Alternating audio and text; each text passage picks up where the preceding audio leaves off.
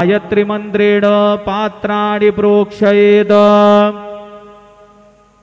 सत्यन्वर्देन परिखिञ्जामि धेनुमुद्रयाममृते कृत्य ग्रासमुद्रया ॐ प्राणाय स्वाहा ॐ अपानाय स्वाहा ॐ व्यानाय स्वाहा ॐ उदानाय स्वाहा ॐ समानाय स्वाहा ॐ ब्रह्मणे नमः।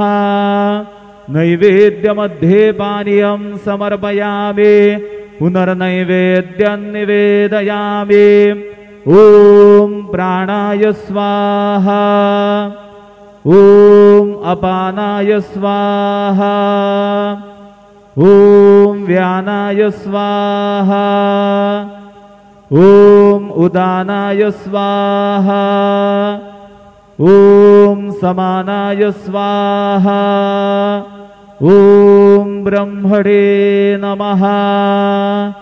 नैवेद्यं समर्पयामि हस्तप्रक्षालनं समर्पयामि मुखप्रक्षालनं समर्पयामि। शेषोपचारार्थे प्रार्थनापूर्वक नमस्कारं करोमि।